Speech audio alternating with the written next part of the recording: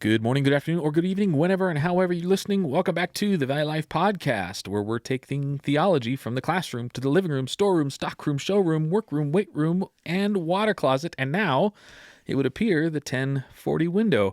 My name is Vinny Henke, pastor at Valley Life Community Church. It's a pleasure to welcome all those of you who are listening or maybe watching on our YouTube channel. Today, I'm joined by the founder of a missions organization known as About Our Father's Business. Good morning. Good morning. How you doing? Doing good. How are you? Pretty good, pretty good. Now, at this point, listener, if you're wondering why I haven't used this individual's names, it's because part of the work that he'll be doing, we need to protect his identity and his family's identity. And so this series is cool people doing cool things. So maybe let's just start with what is About Our Father's Business and what is this cool thing that you're doing? Yeah. Well, to answer that question, I actually want to take your listeners on a little bit of a journey. So first, picture a region on the globe, and I'm going to include some slides for anybody who wants to switch over to YouTube and be able to see it. But even if you're driving or whatever you're doing, just picture your globe, and there's an area called the 1040 window, and it's called that because it's between the 10th and 40th latitude north. So if you're picturing your globe, it's like North Africa, the Middle East, India, China, kind of a strip right across the middle of the globe right there. And in that strip, there is nearly 4 billion people. It's like half the world's population. But what's really phenomenal and really interesting about this strip is that when you study where are the people that have no gospel witness whatsoever, 97% of the world's unreached peoples are in that 1040 window. And so that's why it's interesting, why we talk about it. And, you know, if the world were fair, you would go, okay, 97% of the world's unreached peoples. So how much of the world's missions dollars is spent in that strip? And you would hope it's like 97% or, something like that. Yeah, for the church as a missions organization on the mission to make disciples of Jesus, we'd say, okay, there's a huge portion of unreached people.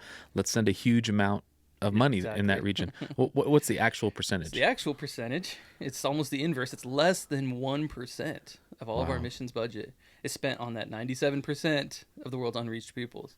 And, let's not beat ourselves up too much. It's a really hard place to go. Yeah. Even if you have the passion and the desire, it's hard to go. It's hard to stay. People don't want you there. So that's kind of where our story starts.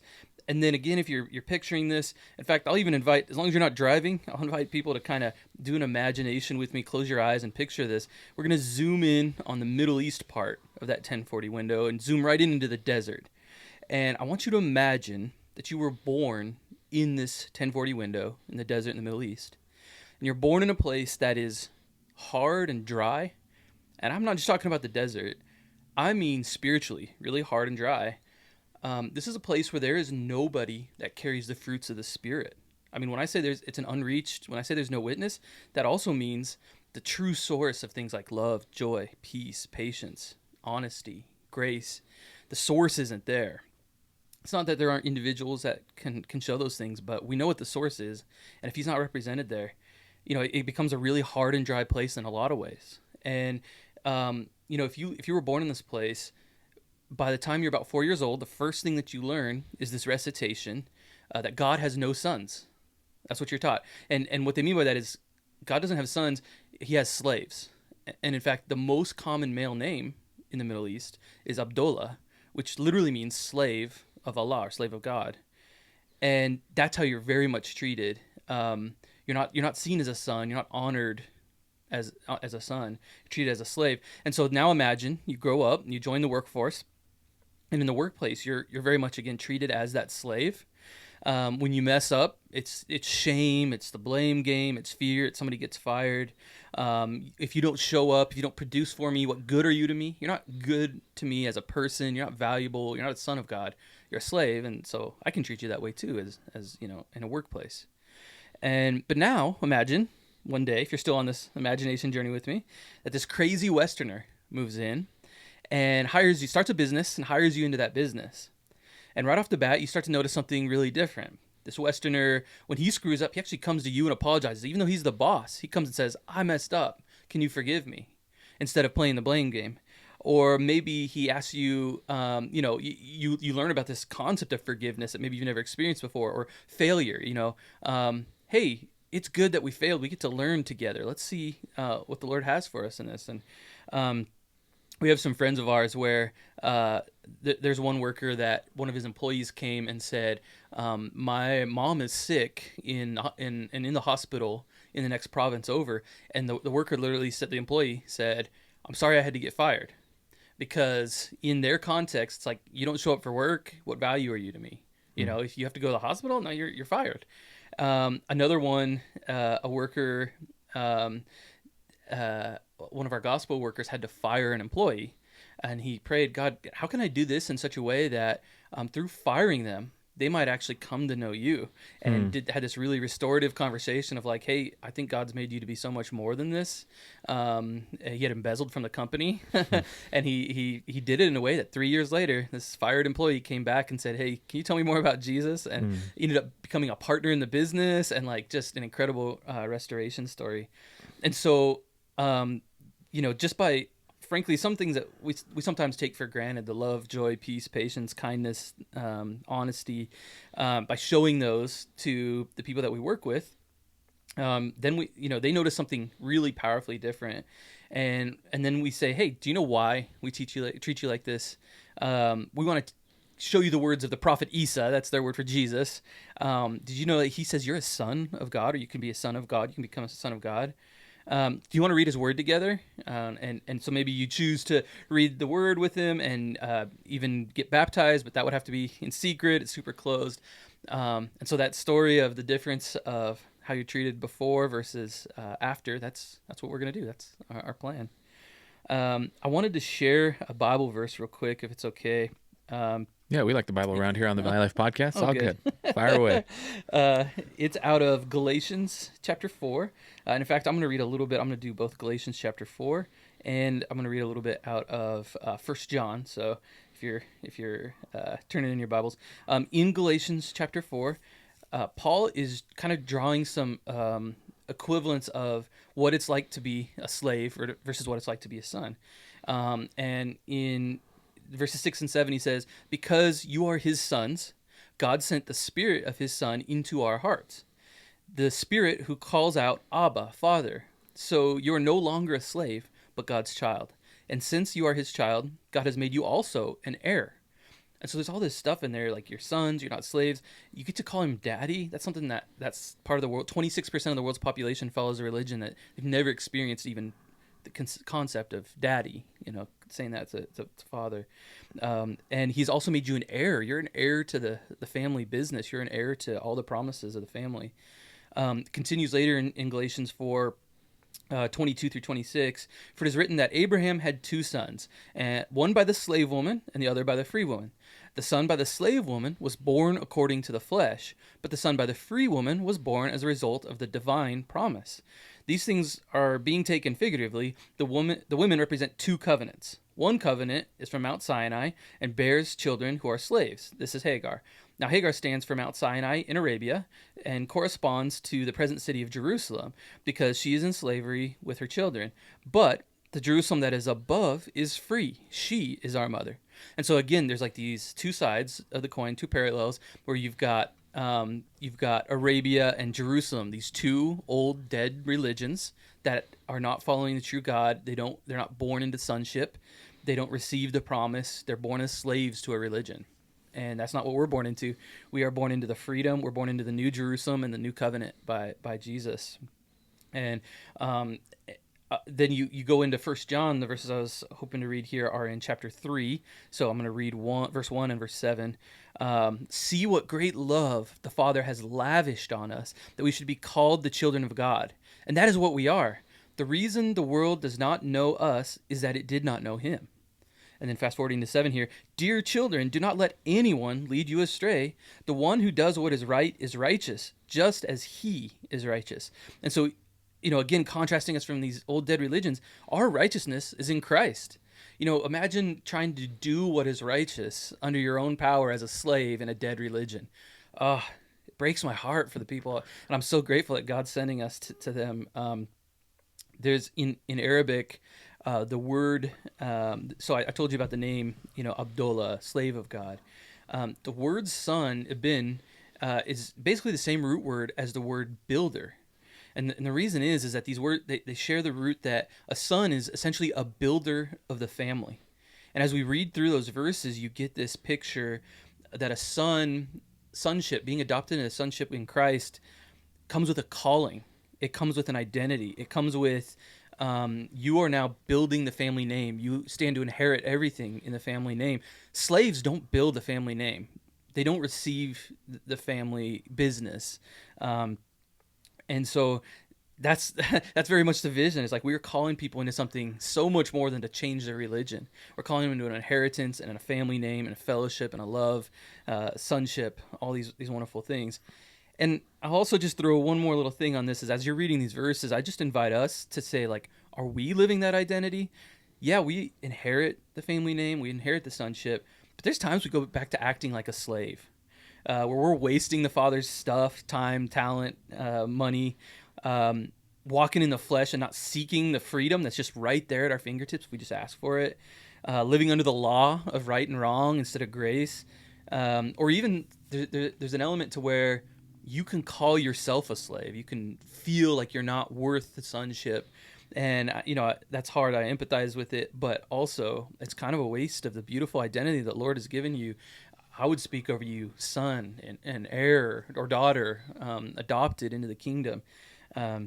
So that's what we're going to be. We're going to be those crazy Westerners, hopefully delivering this message to a part of the world that just desperately needs this fresh water of sonship. Yeah. So as you minister to those who are enslaved in a desert, dry place physically and spiritually, it sounds like you're going to use the vehicle of entrepreneurship and business to start a foothold in hopes of building relationships and sharing the gospel through normal everyday patterns of life and work together. Right.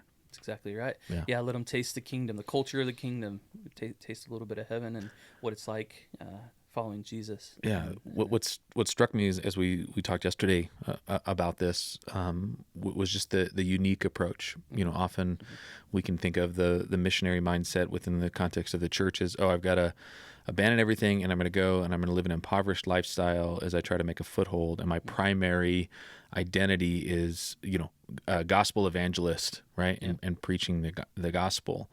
And the approach that you're taking and your organization is taking is to be a primary blessing to the city through entrepreneurship and business. That's right. And then to invite people to come and to taste and see that the Lord is good through the lifestyle and identity and relationships that you've formed. It struck me. I didn't mention this yesterday, but it struck me like Paul's tent making. Mm-hmm. That Monday through Thursday or Sunday through Thursday he would go and he would make tents, and then on the Sabbath he would go and preach in the synagogue, and then on the off days he would go and rent the hall of Tyrannus. And he would preach to anyone who would listen. Yeah. But that tent making was a means by which he funded his ministry and blessed the city that he was in in order to provide an opportunity to preach the gospel. Yep. And there's something really authentic about it. You are blessing the city. You have a legitimate reason to be there. And frankly, there's parts of the world where some other models may not even work. Right. Yeah. This model I love, even in America. There's so many good business owners probably even listening right now, or just people in the workplace. Like, most Christians, this is how ministry happens. Right. Yeah. Yeah. You just, you live the life you're called to. Yeah, that's a great point. Like the missionary work you're doing in the 1040 window is the same missionary work Christian owners in the warehouse and employees can do here right now where we live. Yeah. Well, I mentioned for the sake of your family's security and safety that we haven't identified you, but what can you tell us about who you are? Yeah, not much. We're going to a very closed country. We have very high security, but I'm from Idaho. Our family's from here in Idaho. I've had a business career right here in Idaho. I've never been a gospel worker before. I've never been in ministry before. Just working in business here in Idaho. And I'm going with my whole family, my kids and my wife. And in fact, they went to school right here across the street. So probably some listening to your podcast know us from that. But because of the security, you introduced us as About Our Father's Business, and that's the project name for our ministry, just my family. And that's usually what we use as we talk about what we're doing. Other than that, keep it pretty anonymous for our safety and security. Yeah, thanks. How did you get involved in this call, this project? Yeah. I wish I could say it's some of my own cleverness. It's really not. No, our story kind of starts with a question. The question is, why not you? That question was asked to my wife by some workers in the Middle East, some gospel workers in the Middle East. They said, "Why isn't your family on the mission field?" And they're like, "Geez, no pressure, easy Yeah. question." Yeah. And my wife tells the story that at the time some things came up in her mind of like, well, our neighborhood, our school, our family's nearby, all these things that would be hard, make it hard and give it up. But the Lord just started to speak to her and say, "Would you really not go if I called you because of your neighborhood or your school or whatever it is that came to her mind?" And she said that over time, the Lord just started to address those things kind of one at a time, telling her more about who He is and showing her that He has everything in His hands, every part of our lives. And so that friend of ours, they are workers, gospel workers in the Middle East, and we had supported them a lot. We'd gone to their conference, and fast forward a couple years after that question, and the Lord had been kind of stirring in our hearts and addressing things.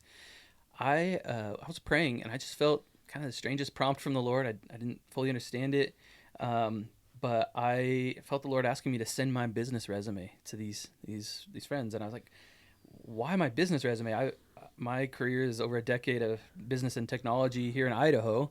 Why would they need that?" But I thought, what's the worst that could happen? I could be a little embarrassed, but I'll send them a resume and see what they say. And so I kept praying about it, and I started putting my resume together. And even as I did that, I could make my resume look pretty good from the outside. I built and technically sold a business, and I had a cool kind of corporate career in technology. And but as I put the resume together, I was like, man, there were so many barriers. Like the business never grew to what I thought it should be, and the corporate career, there was just all this politics. Nobody wanted to have a gospel conversation, a spiritual conversation at all in that corporate climate. All the projects kept getting canceled, and I really had a moment where I was like, God, have I wasted more than a decade and a half of my life in this career? Like, what has this been about? This has been most of my time and all the stress that goes with it. But I again felt convicted to send this resume to these missionaries. I didn't even like what's on the resume, but let's do it. I'm obedient. I'll send it away. And what I didn't know is at the same time, the Lord had been working in the hearts of our friends. They had been stateside for a while, and they were asking the Lord to send them back out. And where would that be? And how are you going to open a door into this just very hard place to get into? And our friends had these dreams, a series of dreams, where they saw themselves starting a business in a certain country and using that business to plant even more gospel workers because of the doors that business can open. And after a series of dreams, they woke up and said, "Okay, we got to confirm this and pray about this, but I don't know anything about business. I'm a missionary." And that's right when my resume showed up in his inbox. Wow. And the way he put it was, it's like God took my prayer list, everything I've been praying for, and put it into human form, or put it into a resume, and an answer to prayers. And I was like, okay, God, obviously you're calling me to work on this. And so we started working together, writing a business plan. I was just still here in Idaho on Zoom, wrote a business plan, and asked the government, can my friend come in and can we start a business? And usually in this country for the last 1,000 years, the answer would have been a hard no. No, you're not coming in here, and you're certainly not starting a business. Definitely not doing that. But not only did we get permission to do that, but the Lord started working even bigger. We received a lot of favor. There's a guy in really high places, a guy that had a lot of influence, and we're still, we've had a few spiritual conversations, still praying for him. He didn't have any, godly motivation to do this, but he really worked hard on our behalf and opened some doors to get into this program for businesses that frankly seemed impossible for us to be a part of. When we heard about it, we don't qualify for it by any means. We're nobody. We hadn't even started a business yet. We just had a plan, and we're outsiders and all this stuff. But frankly, we got into this program, and it has been a total game changer. Really, we have an opportunity not just to plant our business, but to grow the business like crazy, and in fact, bring in a bunch more workers. We've had a chance to work and talk with most of the major missions orgs that work in this region, all the names that you would know. And through talking to them, we found that in this whole country, there's maybe 20, 30 people that are there on a stable, secure business visa that can stay really long term and work. Other than that, it's very hard to stay in the country. Through this program, our business is basically going to be able to double that number. Wow. We're going to plant probably around 20. It's not just families. Like, you give job to one person, it becomes their family, and then even kind of an ecosystem of other people that work with them. And so it all of a sudden became, man, that dream of planting workers throughout the region. God had something very big in mind for this, opening this door. And so the team went over there, got started, and started growing the business in the last couple of years here. And it actually started seeing ways that God wanted this to actually even be bigger yet than we thought. Another very high-level official in the government contacted us and said, "Hey, I've heard about your business. I heard about what you're doing. I need you to come talk to me." And that was it. It wasn't like, what's the agenda? What's this about? So they were worried. They were praying about it. Do we go to this? Yeah, I imagine the nerves are up. Yeah, right. Like, what is this about? And so they went and they felt at peace, and so prayed about it a lot, and went and met with him. And this official had a big feast for him and was really excited for him and wanted to celebrate that they have this growing business that's really helping the country with its business goals. And he said, we need to do this even farther. We've identified towns throughout the whole country that could be great locations for this business, that you could grow and continue to help us like foster this type of a business. He said, will you help us? Will you send more people? Will you grow throughout this whole country? That's incredible. Yeah. So now it's, it goes from, hey, will you let this one person in? This is probably going to be a hard no, but we got a good business plan, whatever, to we're planting people all over the country in large numbers. We've already planted 7 or 8 families. We think by the end of this year, we'll be in the teens, upper teens. And our goal is by the end to place people in every single province of the country as well. So we're looking at growing this business all across the country in large numbers. And the team came back to us and said, hey, now, the vision has just gotten a lot bigger. It's not just about starting this one business. You're the guy who knows how to help us with this business stuff. Will you and your family consider coming and joining us full time, being a part of the team? And so we started praying and asking the Lord and seeking the Lord and said, we never thought about this, but holy cow, we can see you have been preparing the way for us all along the way for this. And so that's how we got involved and plugged in here. That's an amazing story. And we mentioned this a little bit yesterday too, just how God prepares even unbelievers to show favor and hospitality toward his people along their journey in accomplishing their mission. And so he tells his disciples that in the person of peace in Luke 10.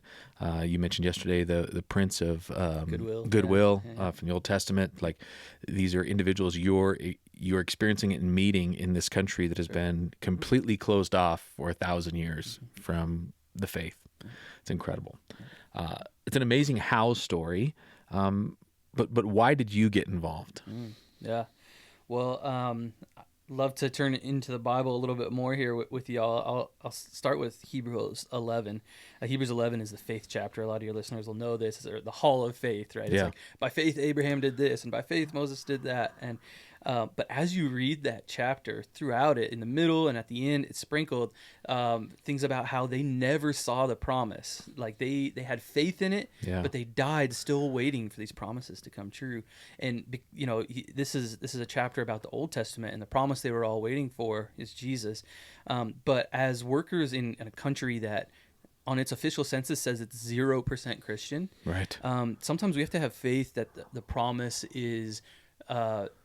We have to believe what Jesus has said, that he will bring people from every tribe, tongue, nation, and language, even if we go and we work really hard our whole lives, give our whole lives to him, and barely see anything. And that's pretty typical in a place that is very closed, where you're just starting new work, that you go and you're Jesus says one sows and another reaps. Or I think Paul basically divides it into about 4 phases of plowing, sowing, then God has to water it, and then the harvest comes. And you truly see that somebody has to go first, and sometimes just pull rocks out of the field before it can even be plowed. And so the Lord's, for us, was kind of working on our hearts. Can you be that person? Do you trust me? Do you believe in this promise, even if you don't see it? Do you think that I can be a God that can work over generations? And maybe you don't see where you fit into the bigger puzzle here. You're just one piece, but Can you trust that? And so that's a conviction that developed in us over years, but that was a big piece of our why.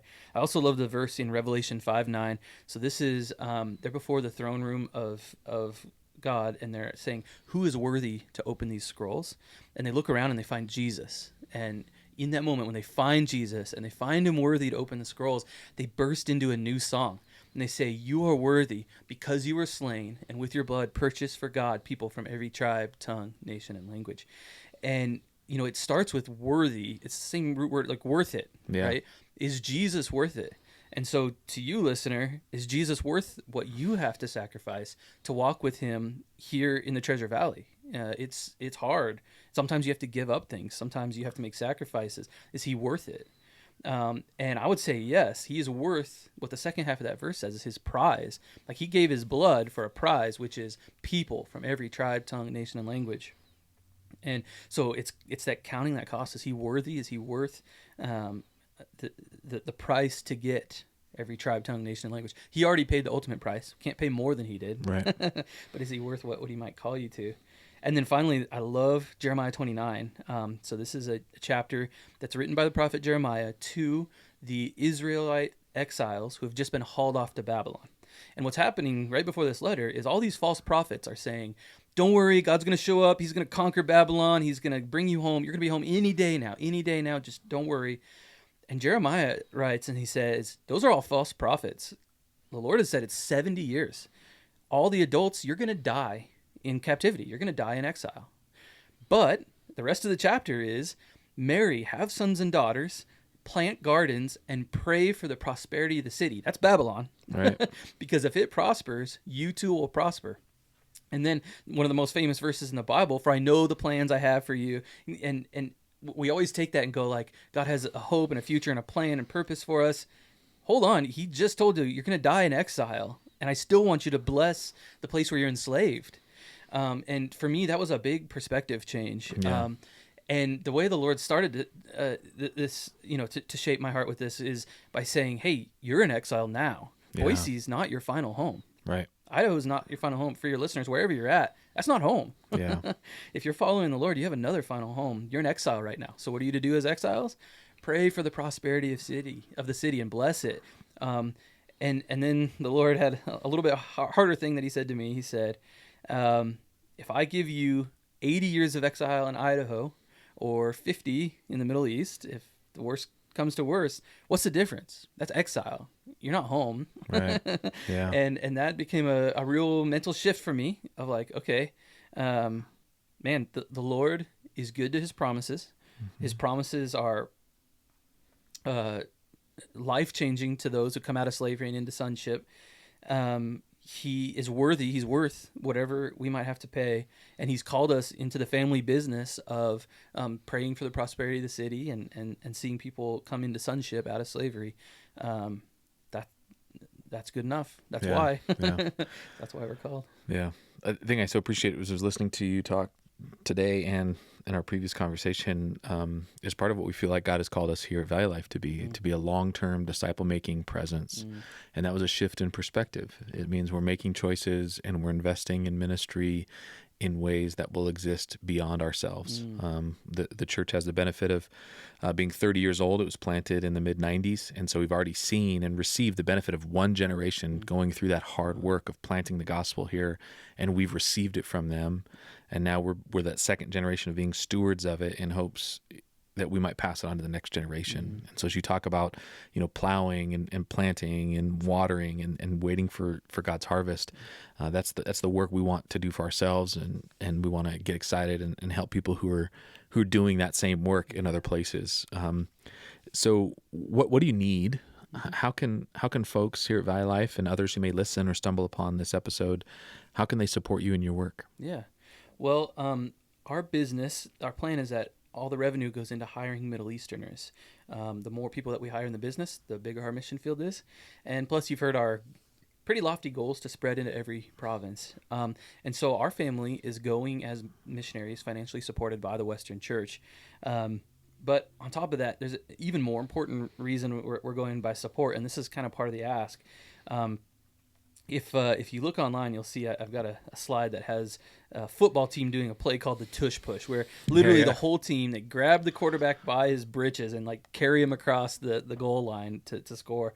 And really, when we get there and are plowing a hard field, there's no body of Christ there, right? We know the beauty and the benefit of, as an eye, having an ear, a hand, a foot, all these other parts of the body. That's what makes us whole and complete. We cannot do this alone. And so we invite people to be a part of our financial support. But really, when we're asking you to write a monthly check to support my family, we're also knowing that as you write that check, there's prayer, right? There's prayer. Where we're going, it takes incredible discernment. We're at the heart of an ancient religion, and it takes deep discernment to know. And this is a culture that values deep relationships. And so every conversation we have, we're asking the Lord, and we're praying over, and like, man, is this the right time? Is this the right way? Will I be safe? Does it matter if I'm safe? Just tough questions. We need prayer partners. There's also accountability that comes with people who are looking over our shoulder as they're a part of our team. There's encouragement. And then above all, I'm inviting people to really major impact. Let's score a touchdown together. It's a country that's been closed for millennium. Yeah. And you could be part of it from your armchair in Meridian, Idaho, or wherever you're at listening to this. If you're watching online, there's a slide here that has a link to our missions org. But if you're listening, I'll just say this. There's a website is cimissions.org. And if you find the project About Our Father's Business, that'll go to supporting us financially. And yeah, that's one of the biggest things we need. Along with, if God's called you just be a prayer warrior, you can also get in contact with me with some of the information that's on the slide. So go look up the YouTube and get in contact. We'd love to That's awesome. Have you as partners. Is there a website that you can share? Yeah, the cimissions.org, and then find About Our Father's Business is what we've got. It's a little lo-fi. You're going to go, is this even the guy I heard speak? Because we really can't share a lot of details online. But if you see it, About Our Father's Business, that's us. That's the code words to look for. Okay, and give that website one more time. cimissions.org. Awesome. CI Missions, yeah. Thank you. I so appreciate your time and energy. I know you guys are getting ready to depart. For those who are watching or listening from the episode, what would you hope that they would be something they would take from it? Yeah. I'll leave you with the same question that got things started with us. Why not you? At the time I went from thinking, man, have I wasted years of my life in business? I have no idea how he could use everything that he's brought me through the hard way. What I didn't know is that at the time God was crafting me, tiny details in my life that he was using to get us ready. Even like my wife's job the last few years, we did not know that would be an incredible detail that would help us where we're going. How I left my last job. I have a nerdy love of languages, all these things that I just, never would have put together, never could have. I promise you, listener, I ask you the same, why not you? I promise you God can do the same for you. He is doing the same for you. He's working in your life. He's crafting you in the same way. So when I say why not you, number one, I might be calling you to the Middle East. Maybe there's somebody listening to the sound of my voice that God would call. I know it's probably not everybody. It's kind of rare. Or maybe he's just calling you to a one-time visit to come and visit my family. And if that's you, I'd say, is he worthy? The same thing that God taught me out of Revelation 5:9. Or maybe God is calling you to exile here in Idaho really well, or wherever you're listening. And to you, I would say, Jeremiah 29, plant gardens, marry, have sons and daughters, pray for the prosperity of your city. Or maybe God is calling you, when I say why not you, to be some part of our support team, praying like you've never prayed before, or giving like you've never given before. And I would just say, why not you? We serve one who redeems everything. He redeems everything. Everything you've ever gone through, your pains, your trials. For me, my resume looked like a series of failures and lessons learned the hard way. And look how God redeemed it. And so I'll invite you, God can redeem it. He's using it. He's going to use it to build the family name for you as a son or daughter of the King. Yeah, what a great encouragement. Well, dear listener or watcher, we're grateful that you spent some time with us here at the Valley Life Podcast. We encourage you to follow up and get connected with About My Father's Business. We thank you for listening. And as always, God bless you.